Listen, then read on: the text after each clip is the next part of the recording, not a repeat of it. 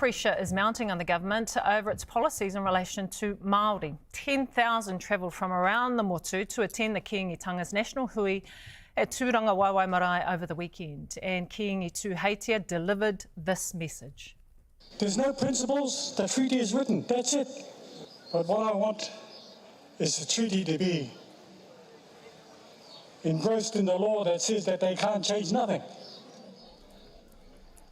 New Zealand First Deputy Leader Shane Jones called the hui a monumental moan session prior to it occurring. So what does he make of it now that it's happened? Minister Jones joins me now. Ngā mihi o te tau hou. Matua, New Year greetings to you. Thank you for being with us on our first program of 2024. The hui has wrapped up, so do you still think that it was a moan fest? Well, the hui was very political, and look, I was very impressed, quite frankly, the large number of people that turned out to Tūranga Waiwai, a site of monumental hui over the years. I've been to many of them myself. But I want to go to the pith of the issue, Jenny.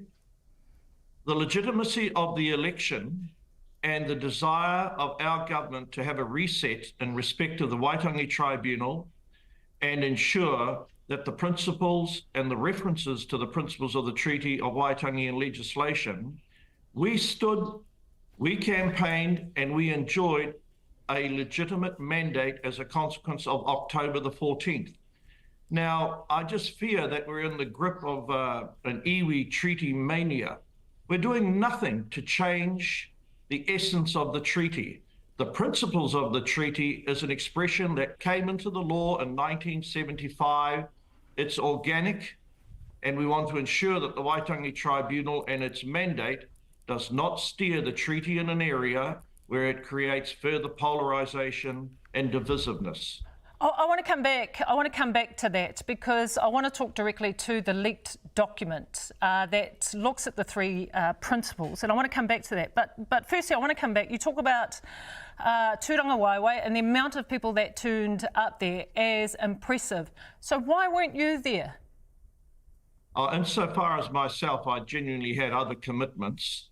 But look, I want iwi leadership to actually have the space to meet, distill and propound a position that they're willing to not only embrace, but take forward in a spirit of unity, which they profess they want to do, because in another 15 years, we'll be celebrating 200 years of the life of our nation.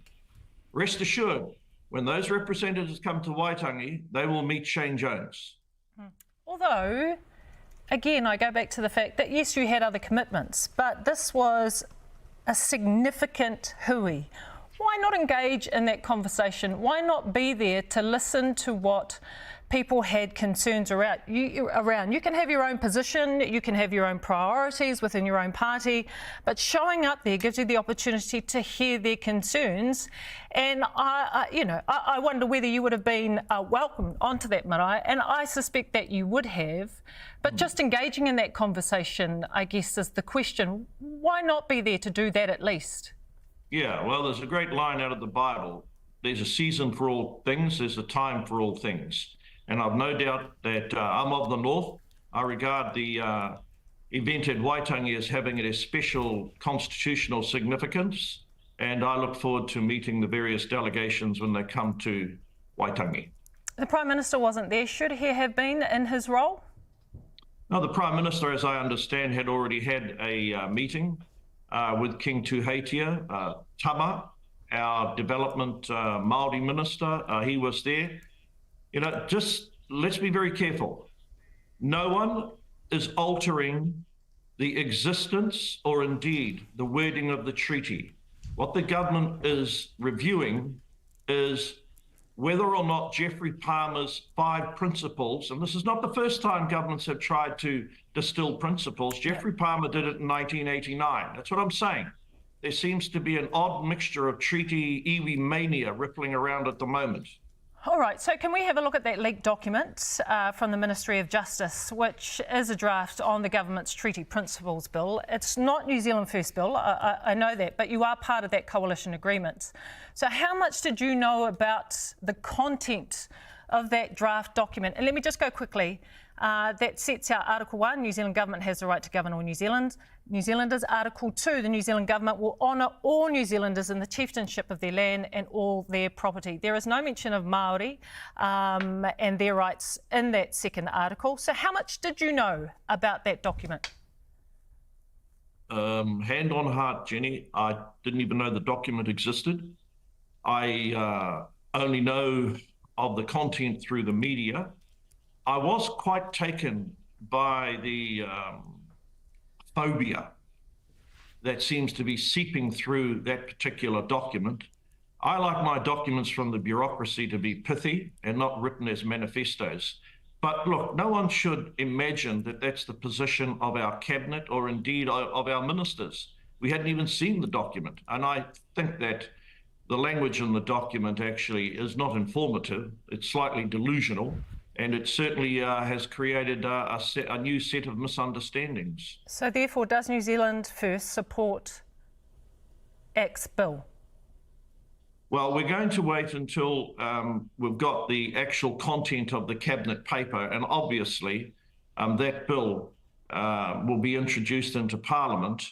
However, the bill, when it's the process, it'll be introduced into Parliament and then go to a select committee, and there's no guarantee after that select committee what will happen to the bill. But can I just say to our viewers, what is wrong with political debate? Because at the pith of this issue, Jenny, for those of us who are Māori, we're entering into a debate with every other New Zealander. Over the next 15 years, what role is the Treaty of Waitangi to play? What role, if any, is iwi to play in constitutional matters? I'm horrified the Waitangi Tribunal apparently is currently conducting an inquiry into the Constitution. That's why I want the mandate of the Waitangi Tribunal review. But these are political matters. And we have a system where the sovereignty rests with the voters of New Zealand, not with iwi. Just finally, if I go back to the leaked document and what was contained in that leaked document, you know, if I think about ACT and I think about David Seymour and the legacy that he is pushing for, his legacy is going to be your legacy as well. Are you okay with that? Look, this is what I'm saying. I don't think that we could possibly say on the basis of one unknown leaked document that it's going to disfigure the position of New Zealand First or the government. These issues will go around a host of political, a host of argumentative polls. And look, I'd say to your viewers, it's the dribblings, it's the scribblings of one or three bureaucrats, names I don't know, does not reflect the position of New Zealand First in terms of the final shape and form as to what's to happen with the references to the principles of the Treaty of Waitangi, something that was introduced by Labour, and it actually reflects what Geoffrey Palmer sought to do in 1989, which is 5 principles pertaining to the Treaty of Waitangi. Tēnei te mihi atu ki a koe e te matua. Thank you so much for being with us this morning, Shane Jones, New Zealand First. Tēnā koe.